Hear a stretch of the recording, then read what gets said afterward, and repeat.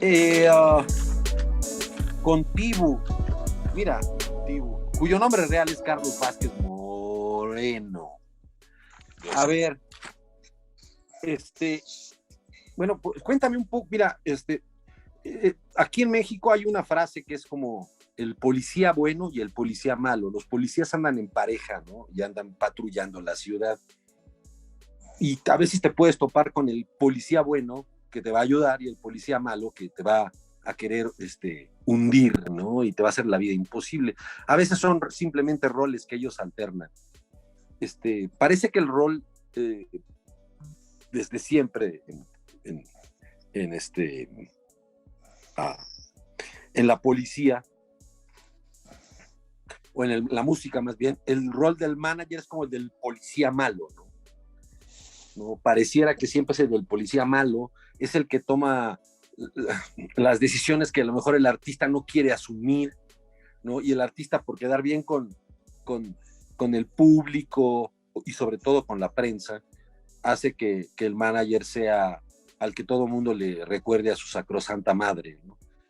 Es una, es una labor un poco difícil y yo la verdad no concibo qué habría pasado de Elvis sin el coronel Parker, qué habría sucedido de los Beatles sin Brian Epstein. Y creo que el caso más grande, ¿no? ¿Qué hubiera sucedido de los Sex Pistols, un grupo aparentemente anarquista, sin embargo prefabricado, por la mente macabra, maquiavélica de Malcolm McLaren, ¿no? Siempre hay personajes importantes detrás de muchos artistas. Este, ¿por qué, ¿Por qué leer el libro de un manager? Porque si a lo mejor a la gran población le interesa lo que dicen sus artistas, lo crean o no lo crean, es como quererte meter como debajo del tapete donde está el polvo, es como querer abrirla, meterle a los pues a lo que hay atrás, ¿no? A los entretelones, ¿no? De lo que todo mundo quiere esconder. ¿Cuál es el significado de esto? Más allá de lo que hablaremos más adelante, que será la cuestión de, pues la desgracia que te tocó pasar a nivel penal o jurídica.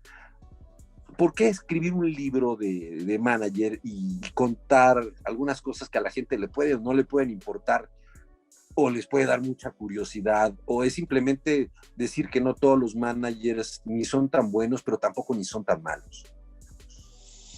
Bueno, mi libro tardó mucho tiempo, muchos años en gestarse, ¿no? Realmente yo tampoco sé por qué a la gente le puede interesar mi vida. Lo cierto, o sea, yo siempre me consideré un trabajador de la música, no me di más importancia. Cada uno tiene su puesto, ¿no? Desde el conductor de los camiones al sonidista, cada uno es una pieza en el puzzle que hace que al final aparezca el paisaje, ¿no? Y el paisaje normalmente es el artista.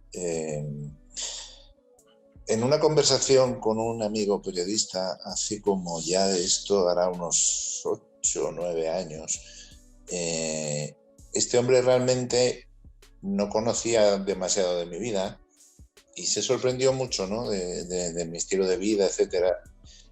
Y habitualmente siempre surge esa frase que es como que todo el mundo la dice, ¿no? Recurrente. Oh, deberías escribir un libro con tu vida.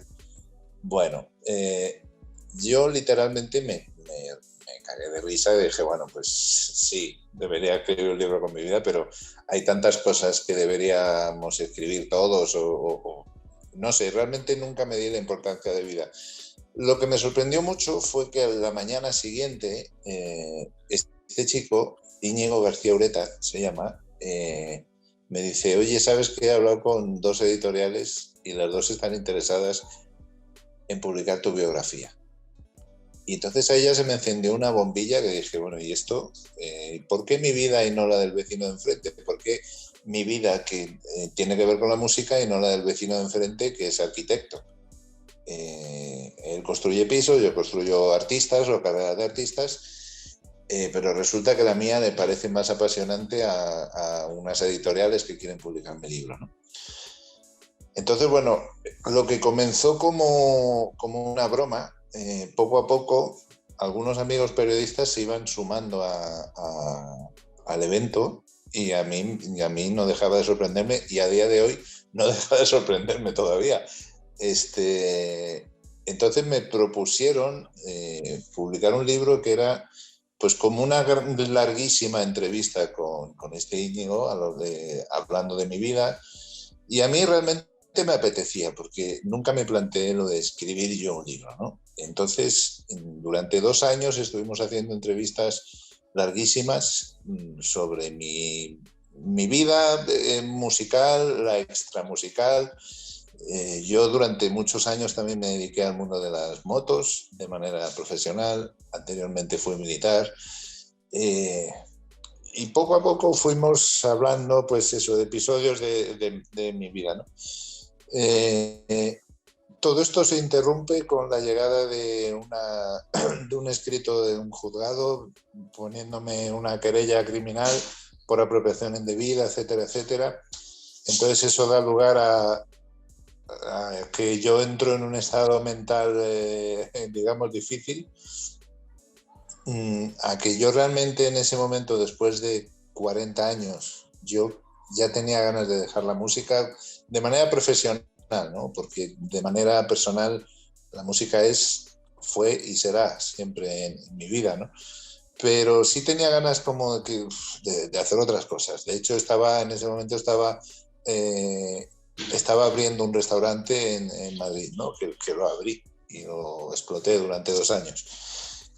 Y paralelamente a todo esto, lo del juicio iba hacia adelante. Yo no me lo llegaba, no me lo llegaba a creer, nunca terminé de creérmelo hasta que me vi sentado delante de los jueces, ¿no?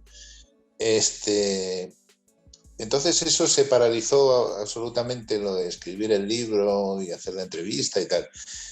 Realmente cuando entro en prisión es cuando me apetece escribir un diario de a bordo de las experiencias que estaba viviendo en el día a día de un preso, ¿no? De un preso, de alguien que nunca había llevado una vida presuntamente delictiva, ni había pensado que podría pasar por la prisión, ¿no? Y mucho menos en mis inicios a mí me pusieron en un módulo de gente muy, muy conflictiva, ¿no? Entonces, bueno, pues me puse a escribir ese diario un poco por sacar el dragón de dentro, ¿no? O sea, Para exorcizarte. Claro, sí, un poco eso. Entonces necesitaba contar esa experiencia. Lo que ocurre es que empecé a pensarme, unos compañeros que había allí, presos iguales que yo, empresarios, políticos, allá había un poco una miscelánea grande de gente, ¿no? Pues como que empezaron a animarme a escribir historias de mi vida en la música con los artistas. Y realmente yo estaba en un estado mental oscuro y tenían ganas también un poco de contar la realidad, porque la prensa en España fue muy dura con mi ingreso en prisión. Es decir, uno se pasa la vida haciendo favores y al final te recriminan justo por por el único que no hiciste, ¿no? Oye, eso es cierto. Mira, yo siempre he tenido, digo, tú dices que 40 años de manager, ¿no? 40 años en la música. Sí. Imagínate, 40 años en la música. Yo voy para 30 cubriendo música y todavía no sé bien lo que es la música, ¿sabes? Pero lo que sí he visto es que, y me queda a mí muy claro, es que ningún artista es mi amigo, ni lo va a ser, no. ni me lo creo, ¿sabes? Porque siempre veo en casi todos, la excepción la hará la regla, y ahorita vamos a hablar de las excepciones, pero yo en casi todos siempre veo un interés, pues porque soy un medio, porque puedo escribir bonito, porque puedo escribir feo, porque puedo escribir chistoso, porque estoy en un medio importante, porque, por lo que sea, siempre hay un interés. Yo sí veo al artista, sean los Rolling Stones o sean las Ketchup, interesados con la prensa. Y se crean amistades que nunca existieron y estuvieron fincadas en el interés, por lo tanto están en alfileres. Y a lo que iba con este asunto es que sí es fuerte que de pronto se te haya ido la gente encima por una situación de un supuesto o una defraudación fiscal. Yo digo el supuesto, la justicia lo dio por un hecho. Y yo le decía, bueno, en la cantidad eran 225,000 euros. Sí. Ahora, tú con lo que habías amasado, es una decisión personal, ¿eh? Tú con lo que habías, no sé si amasado, bueno, o ahorrado, reunido, ¿no? Amasado suena como si fueras, sí. No sé, el dueño de Sara, ¿cómo se llama el señor de los telares? Sí, Amancio Ortega. Amancio Ortega, exacto. Entonces, sí. Con lo que reuniste a través de toda una vida, digo, pues, muchas veces creo que ya hipotecaste tu casa para hacer eventos. Digo, ¿y por qué no vendió su casa o por qué no vendió sus propiedades y pagó eso y así evitó la cárcel? No sé si a lo mejor, no te estoy juzgando, ¿eh? A lo mejor tú decías, para el resto de mi vida prefiero quedarme 4 años en la cárcel, pero tener donde vivir, a deshacerme de todo lo mío y quedarme en la calle el resto de mi vida. Son decisiones que uno toma, no sé, o a lo mejor no te alcanzaba. No me alcanzaba, no. El problema, nosotros en España vivimos una crisis, bueno, en España y en el mundo entero. Vivimos una crisis a partir de 2009 terrible. En España, además, el 90% de la contratación de shows dependía básicamente de los ayuntamientos, eran oficiales, ¿no? Entonces, en un año, la industria del show business en España cayó un 70%. Es decir, era imposible seguir viviendo de los shows. Si eras un manager que tenías un solo artista o dos a lo sumo, pues tus gastos eran muy pequeños y entonces digamos que lo que hacías era reducir, como hicieron muchos compañeros míos, y se trasladaron al salón de su casa y desde ahí pues seguían trabajando. En mi caso yo tenía 14 artistas que eran de primerísima división, una infraestructura enorme en Madrid y una pequeñita infraestructura en México, en el barrio de la Condesa, y mantener eso era como decís en México, un chingo de lana mensual que no te imaginas. Entonces cuando cae la crisis, a esto se le une que la hermana de Dani Martín, el cantante del Canto del Loco, fallece de manera inesperada y sorpresiva, y lo que esto fue en el mes de abril, lo que iban a haber sido 100 shows que teníamos firmados para hacer una gira brutal de ese año, pues se convierten en como 12 conciertos que hicimos. Entonces el cambio fue terrible en cuanto a previsiones económicas y en cuanto a que los bancos de repente cancelan los créditos de mi empresa y prácticamente yo caigo en caída libre, en bancarrota. Es decir, todos los empresarios nos movemos en base a unas líneas de créditos que nos financian los bancos, pero esas líneas de crédito se van renovando cada X meses, ¿no? Entonces, cuando te tocaba, imagínate, tenías 3 líneas de crédito por un valor de, no sé, de 300.000 cada una. Entonces, cuando te toca ir a renovar, sin previo aviso, el director del banco, delante del notario, te dice, ¿sabes qué? Que está muy mal esto con la crisis, no hay muchos conciertos, no hay una previsión grande, la gira del Canto del Loco se cayó, entonces te lo vamos a renovar por la mitad. Y dices, ¿y qué hago con la otra mitad? Te la debo. Y te dicen, bueno, lo tienes que avalar con tus propiedades.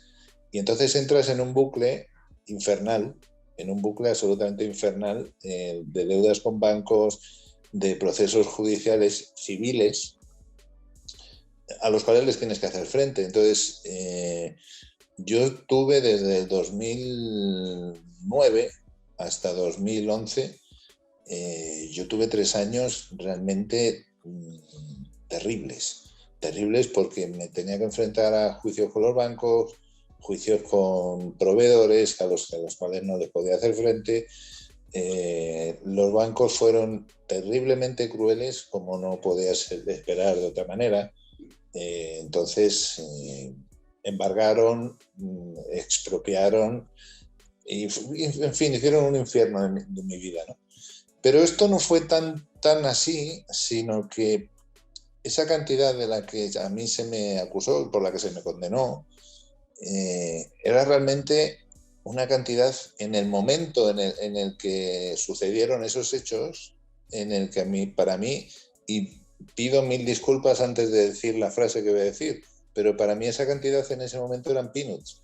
Es decir, no me merecía la pena, ni mucho menos, verme en un proceso penal por 220.000 euros cuando en mi empresa estábamos manejando unos cuantos millones de euros al año, ¿no? Entonces, lo ridículo de la situación es que a mí se me acusa de unos hechos que supuestamente habían ocurrido en el año 2007, creo que fueron, un concierto en Madrid, cuando nosotros al año hacíamos, en el total de los artistas, hacíamos a lo mejor, no sé, 300, 500 conciertos en un año. Nadie me acusa de nada más que de un solo concierto en el cual no aparecen unos papeles que luego aparecieron y el juez, cierto que aparecieron tarde, pero el juez no los quiso admitir, ¿no?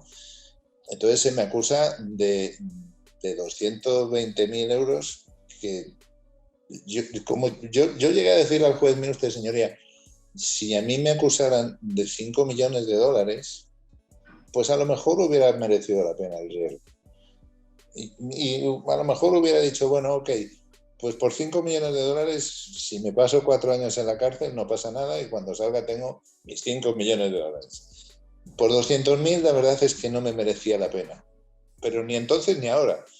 Es decir, yo creo que uno puede pringarse, puede enfangarse hasta arriba por cosas que realmente te merezcan la pena, o en lo personal o en lo económico, ¿no? En este caso, en lo personal, no me mereció la pena en absoluto, pero en absoluto, porque a mí se me señaló. De hecho, mi libro no se iba a haber llamado Memorias de un Manager. Yo le puse el título Yo no maté a Kennedy, porque excepto de matar a Kennedy, se me ha acusado, bueno, eso y del holocausto nazi, del resto se me ha acusado absolutamente de todo. Es decir, yo maté a Sharon Tate, a Lennon lo maté yo también y soy el culpable del genocidio en Sudáfrica. Es decir, aquí fue tremenda la repercusión de un juicio que para mi gusto fue absurdo, fue causa de mi propia dejadez. Yo no llegué a creerme nunca ese juicio cuando yo además no conocía la diferencia entre una querella criminal y un juicio civil. Es decir, a mí me llegó esta querella criminal como me llegaban a diario pues demandas de los bancos, demandas de proveedores, etcétera. Para mí era otra demanda más, ¿no? Y fue meses más tarde que un amigo mío abogado estaba sentado en mi despacho y me dice, oye, ¿tú has visto esto que te están pidiendo cárcel? Y dije, no te puedo creer, cárcel. ¿A mí por qué? Yo no tenía ni multas de tráfico. Entonces me dice, no, aquí te están pidiendo cárcel. Dice, mira, en la petición final, el abogado del Canto del Loco te está pidiendo la suma de acusaciones que me hacían, era como 40 años de cárcel. Y dije, no te puedo creer, me temblaban las piernas. Me decía, dice, bueno, no te preocupes porque te puede pedir también que te corten la cabeza. Dice, el abogado por pedir puede pedir lo que quiera. Dice, ahora tienes que demostrar que tú no has hecho esto. Entonces yo pude demostrar todo lo que pude demostrar hasta ese momento. Es decir, después de 15 años de tener una empresa enorme, yo tenía mis papeles más o menos archivados. ¿Cómo se llamaba tu empresa, Tibu? Mi empresa se llamaba Aire de Música. ¿Perdón? Aire de Música. Aire de Música. Sí. Entonces tuve literalmente que sumergirme en un mar de papeles para buscar unas facturas de unos proveedores, para buscar justificantes, etcétera, etcétera, etcétera. y poder pagar una auditoría, que luego tardé bastante tiempo en poder pagar una auditoría. Yo no sabía que una auditoría costaba tanto dinero.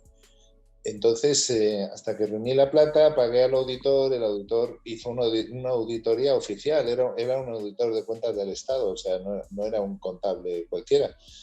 Y cuando yo la presenté, la auditoría son 8 tomos, en esa auditoría queda bien reflejado y bien patente que yo no me quedé con un solo céntimo. Lo cierto de esa auditoría es que la presenté fuera de plazo. O sea, el juez te dice, tiene usted hasta el mes de junio, imagínate. Entonces, bueno, pues yo en el mes de junio seguía al auditor mirando cosas y yo seguía pagándole poco a poco, y entonces en función de cómo le iba pagando, el auditor iba trabajando. Yo presenté la auditoría un año más tarde de lo que ya estaba fuera de plazo. Entonces, el día del juicio, su señoría me dijo, ¿usted no ha tenido tiempo de presentar esto antes? Y le dije, bueno, tiempo sí, pero dinero no tuve. Entonces, ahora le presento aquí la auditoría de este señor, que se llama Antonio Bernardo de Quirós, auditor de cuentas del Estado español, en la cual se demuestra que yo no me quedé con este dinero. Básicamente, es lo que te digo, es decir, 200.000 euros no era una cantidad que mereciera la pena pasar por prisión, jamás. No, y además, creo que algo que sí tiene que quedar claro es que el libro, tú ya lo venías planeando.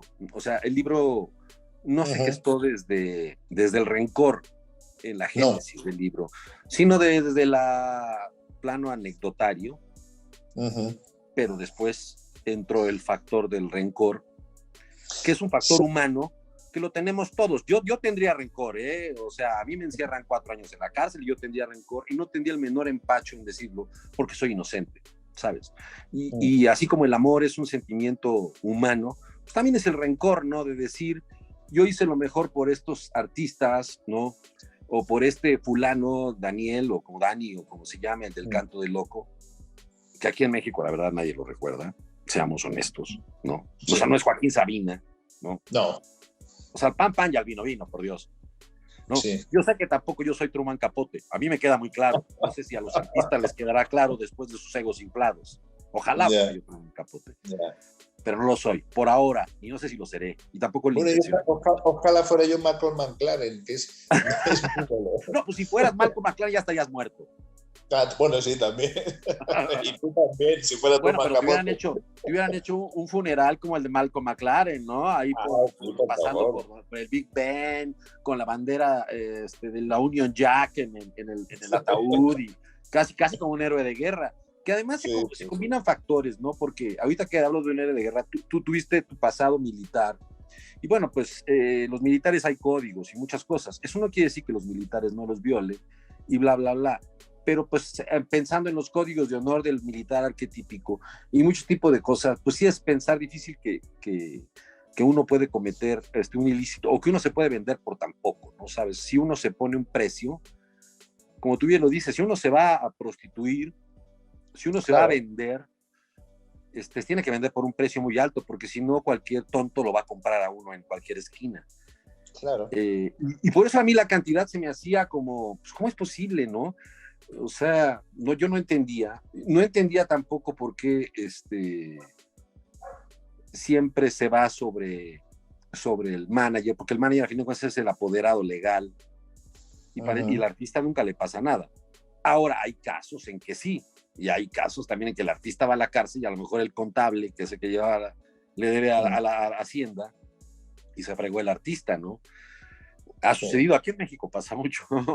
Entonces, pero digo, la génesis de esto es que tú revelas todo el tejimaneje, y hay una parte en que tú hablas de Luis Eduardo Aute, y aunque Luis Eduardo Aute ya no está en el mundo de los vivos, tú justificas tu planteamiento porque tampoco ni era un santo, no sé si sería un demonio, no sé, no va más allá de esos planteamientos bíblicos y del bien y el mal. Ya. Pero sí planteas lo que no se sabía o lo que no se quería saber de Aute en algunas cosas. Claro. Y lo dices porque pues, simplemente es por hablar de un personaje público. O sea, pues, todo el mundo ahorita podemos hablar de Hitler y Hitler no está para defenderse, pero pues, las pruebas son su vida, ¿no? Y no hay más, y nadie reclama eso, será porque Hitler es el villano por antonomasia.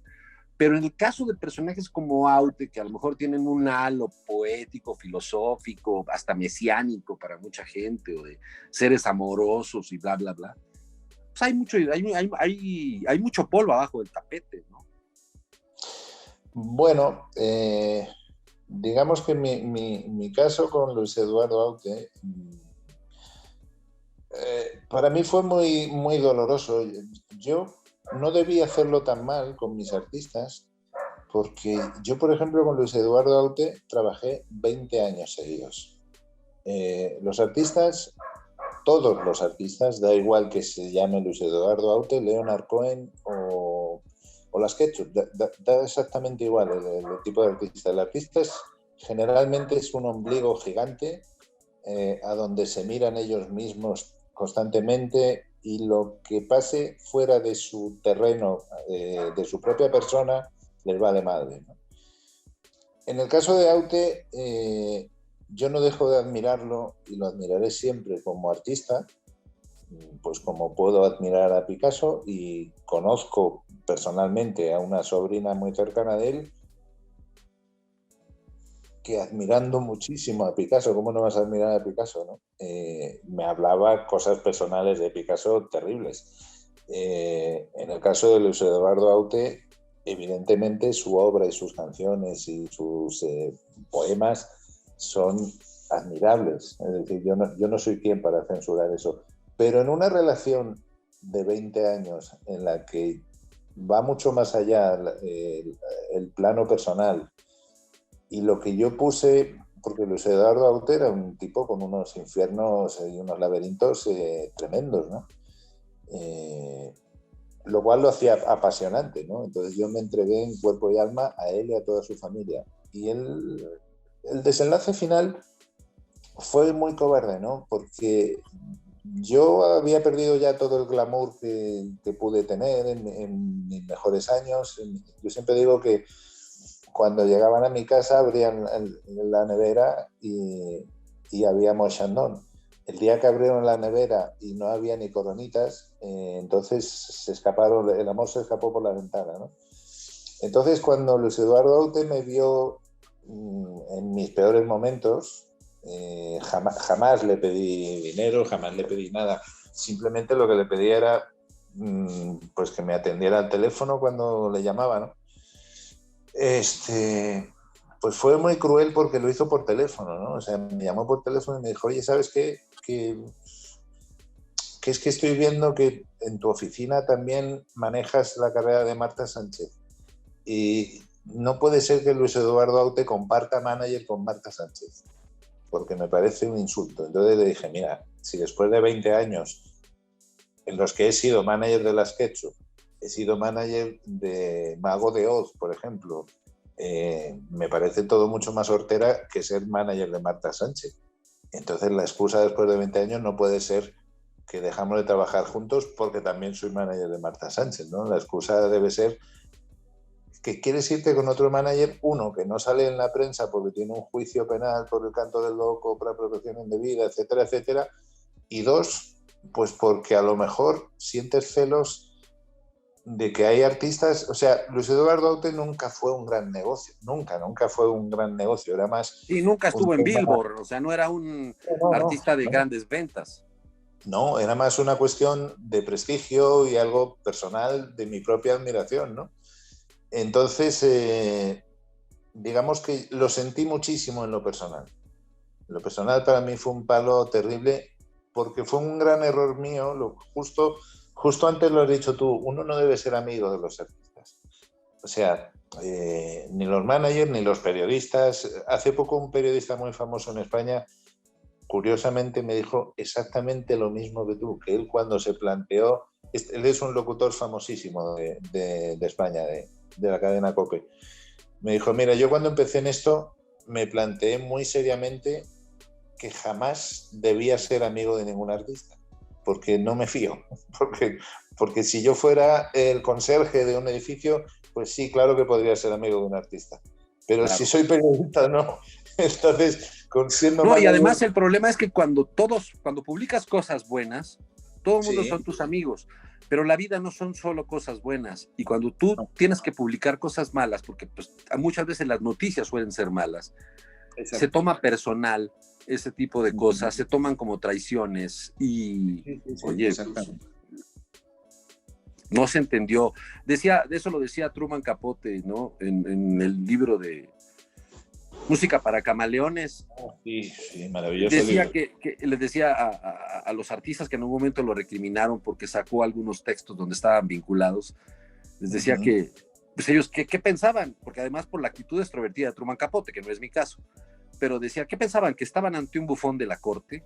¿No? Claro. Estaban ante un periodista. No lo sabían, tontos. Era un periodista, o sea. Entonces, bueno, a lo que voy es que o sea, digo, tú prácticamente fuiste, o sea, tuviste artistas muy importantes de diferente índole. One Hit Wonder, que vendieron lo que no ha vendido ni siquiera Aute, ¿no? Como las Ketchup, que vendieron como pan caliente y después desaparecieron porque esa era su función. Sí. Julio Iglesias, que digo, no es o sea, mira, la verdad, si me hubieran dicho Tibu, yo no soy ni juez ni abogado de nadie, pero si me ha dicho Tibu defraudó a Julio Iglesias, lo entiendo, lo entiendo claro. Y hasta lo creo. Pero el canto de loco, o sea, digo, o sea, yo no daba crédito, ¿no? Porque, o sea, todo en su justa dimensión, ¿no? A lo mejor el canto de loco pudo haber sido un fenómeno en España. Aquí no pasó gran cosa, ¿eh? O sea, no, aquí viene... en España fueron increíblemente grandes y en México intentamos totalmente de manera infructuosa, tanto Sony, su disquera, como yo, intentamos a lo bestia entrar en México y nunca lo conseguimos, ¿no? Había una gran diferencia. Yo fui manager muchísimos años también, como 20 años, de Hombres G, ¿no? Para Hombres G, México era su patria, o sea, era radicalmente diferente. Y el canto del loco nunca entendía por qué los Hombres G sí y ellos no, ¿no? Y decía, mira, no lo sé, y si yo supiera eso, probablemente viviría en Miami en un edificio enorme, sería multimillonario, porque entonces entendería el porqué del secreto de la música. Entonces, lo único que sé es que el público es el que decide. Es decir, si fuera tan sencillo como meterle dinero en promoción a un artista, posiblemente Amancio Ortega no tuviera Zara, sería sería manager también y tendría una disquera. Es decir, si fuera tan fácil como meterle lana a un artista y luego recuperar el 100%, el 1000% de lo que has invertido, Amancio Ortega se hubiera equivocado de trabajo. Esto es un oficio terriblemente complicado, es un acto de fe continuo, y te tiene que gustar mucho y tener una vocación tremenda, porque si no puedes plantearte tener hijos, una familia, pagar una hipoteca, etcétera, porque no sabes si mañana vas a poder pagar. Es decir, yo soy un privilegiado que durante años he manejado mucho del negocio de la música en España, pero no dejo de sentirme un privilegiado. No me siento ni más listo ni más capacitado, y mucho menos, como decían de mí, que yo era el rey Midas de la música. Yo no soy el rey Midas de nada. O sea, yo siempre digo que soy un albañil de la música, que a lo mejor lo que he hecho ha sido trabajar más que otros, pero sin talento alguno. O sea, yo quería haber sido artista, quería haber sido músico, y no tuve talento para serlo. Entonces, bueno, quizá lo tuve para ser descubridor de cosas, ¿no? Oye, hay una parte del libro, creo que una parte del libro, sobre todo la parte, yo creo que la parte medular y la parte creo que más amplia, dedicada al canto del loco, porque fue el detonante de algo que a cualquiera le cambia la vida, ¿no? Hubiera sido cualquier artista, ¿no? Pero te tocó específicamente con ellos y es una cosa que a cualquiera le cambia la vida. Rico, poderoso, anónimo, famoso, te cambia la vida, pues que estar coartado de tu libertad. Y lo peor de todo, sabiendo que se es inocente, ¿no? Que eso es lo peor. En las cárceles creo que a veces puede haber hasta más inocentes que culpables, ¿no? Mal defendidos, condenas absurdas, y hay otra gente que debe millones y millones, ¿no? Que han defraudado a un pueblo. En México lo vivimos todos los días y están libres, están en la calle o en algún paraíso fiscal o en alguna isla escondidos y andan con toda libertad. La justicia no, si algo tienes que no es justa. Pero hay una parte también del libro que se me hace interesante, que no es totalmente un libro de decir, totalmente desde el rencor, sino desde la vivencia, de hablar de los artistas como son, toda esta parte que a lo mejor la gente no conoce, pero también hay artistas buenos. Y también hay artistas con los que se puede entablar una relación, si no amistosa, una relación de negocios cordial, Sí. e incluso amable o amigable. Y creo que uno de los pocos, o al menos el que más destacas, de los que salieron mejor parados, es Miguel Ríos, ¿no? Sí. O sea, háblame un poco o sea, porque bueno, pues con Miguel Ríos es otro cantar, ¿no? O sea, es otro cantar, es otra cosa diferente, porque también quiere decir que ni todos los managers son malos, ni todos los artistas son buenos y viceversa, ¿no? O sea, hay de todo en la Viña del Señor, ¿no? Y a veces habrá manager bueno con artista bueno, manager malo con artista malo, manager malo con artista bueno, así viceversa, todas las combinaciones habidas y por haber. Pero bueno. Miguel Ríos, básicamente, a ver, yo le puedo admirar, le admiré cuando yo empezaba en la música en los años 70, a principios de los años 70. Miguel Ríos ya era una superestrella en España, ¿no? El rock en España se lo debemos a Miguel Ríos, es decir, el primero que le echó huevos a que hubiera solos de guitarra en sus shows y a tener un leve, aunque fuera leve, tinte rockero, fue Miguel Ríos, mientras aquí Karina y bueno, la música hortera en España tardó muchos años en irse, ¿no? Lo digo con todo el respeto hacia la música hortera también. O sea, para mí la música es do, re, mi, fa, sol, la, si. A partir de ahí cada uno es democrático, ¿no? Pero bueno, Miguel sacó la bandera del rock y la enarboló. Entonces, para mí siempre fue un mito a seguir, fue todo un héroe. Y luego aparte el cabrón hizo discos increíbles, etcétera. Pero sobre todo, lo que para mí fue desde el lado de vista del manager o del empresario de la industria de la música, siempre fue un tío muy honesto. Es decir, hay una regla de oro en la música, regla de oro que es por parte de los artistas, ¿no? Es decir, si el artista es un éxito, es porque el artista es genial. Y si el artista no es un éxito, es porque el manager y la disquera son unos hijos de puta. Entonces, Miguel Ríos es uno de los pocos que he conocido que cuando una gira suya o un disco suyo no ha sido un éxito, ha tenido la capacidad de autoanalizarse, no ha echado la culpa a la disquera, no se le ha echado nunca al manager y él se ha flagelado en su casa, ha aprendido, ha mejorado. Y entonces eso le ha convertido en un artista de muy larga carrera, porque en lugar de perder el tiempo echándole las culpas a terceros y a cuartos y a quintos, las culpas se las ha echado él a sí mismo. Y entonces él ha sido capaz de reconducir su carrera y es un tipo que realmente sabe muy bien qué es lo que quiere, cuándo lo quiere, cómo lo quiere, y luego que arriba del escenario es un cabrón. O sea, no, además aquí en México Miguel Ríos es pionero porque él dio el primer concierto masivo después de la prohibición, en aquel concierto que yo creo que lo va a escribir en la piedra de su tumba, ¿no? Ahí lo va a tallar, ¿no? El concierto en la Plaza de Toros, México, ¿no? Un concierto con lluvia y todo, podía verse hasta electrocutado porque eran esos tiempos. Sí. Y en plena avenida Insurgentes, una de las avenidas más importantes, porque no era en la periferia, ¿no? Para que no se ocasionara el problema en la ciudad, no, era en el centro neurálgico, además de la clase media alta o lo que fuera.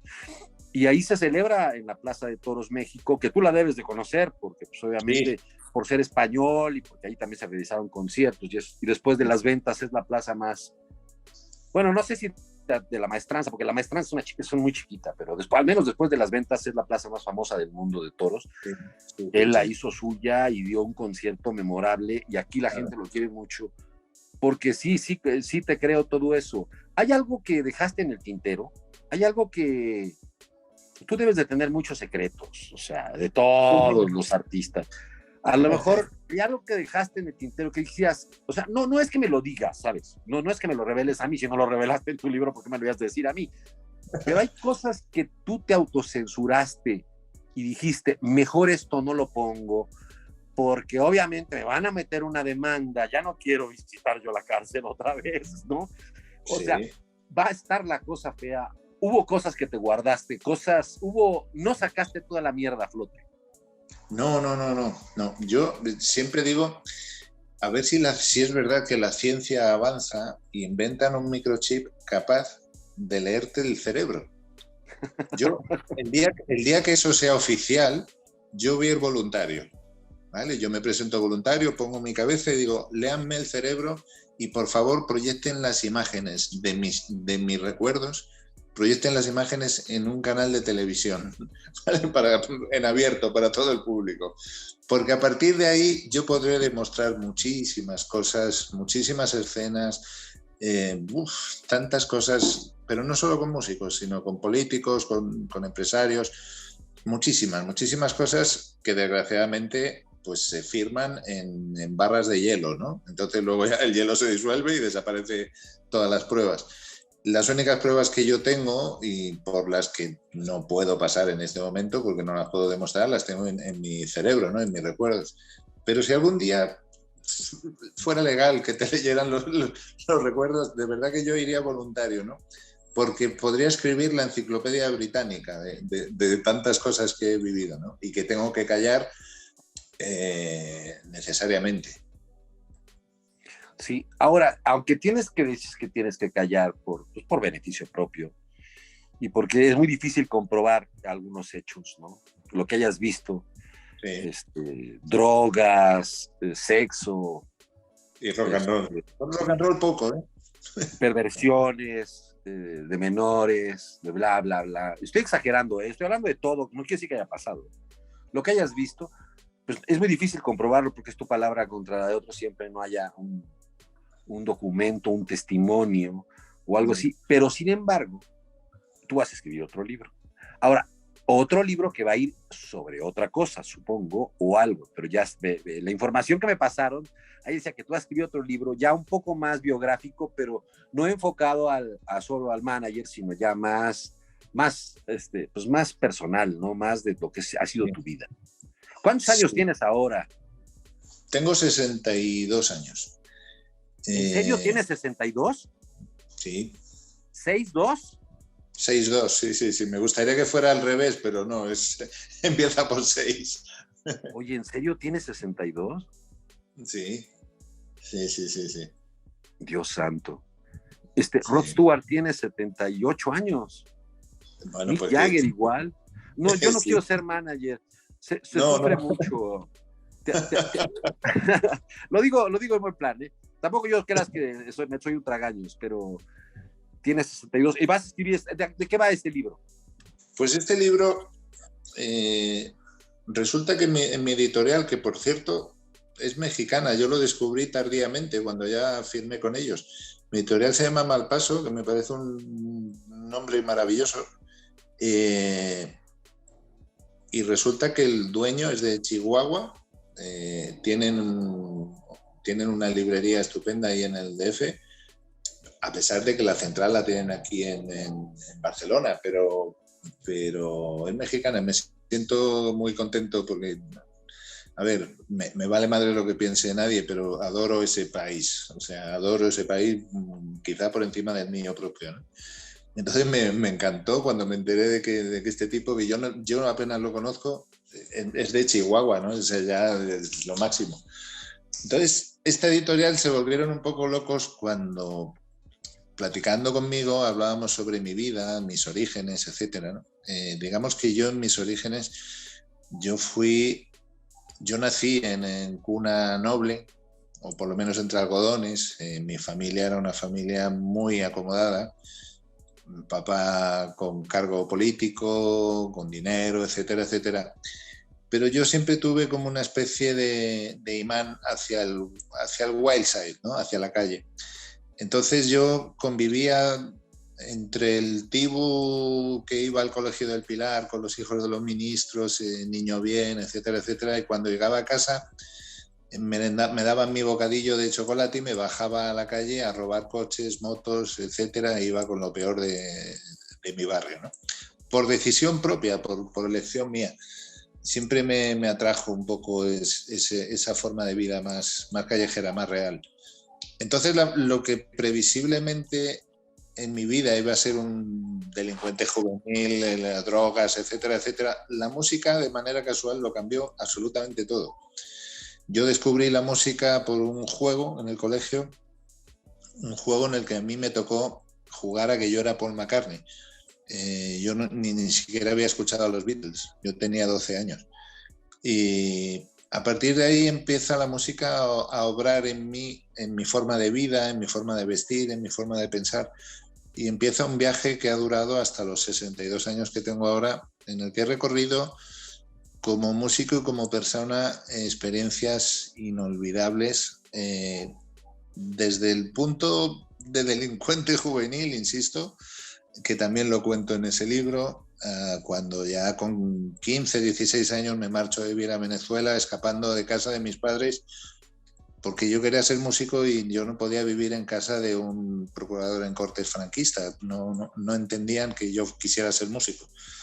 Y entonces me marché a Venezuela con un familiar republicano que tenían allí exiliado, mis padres, y ahí empieza un recorrido vital mío, siempre alrededor, siempre un poco en el filo, ¿no? de lo bueno y lo malo. Es decir, yo me pongo a correr en moto, cosa que a mis padres tampoco le hacía ninguna ilusión. Fui piloto de motos durante unos cuantos años, lo simultaneaba con el mundo de la música, que ya terminaba de colmar la paciencia de mis padres, ¿no? Y si a eso le añades pues un pasado, hasta lo que tuve bien entrado los 30 años, pues un pasado de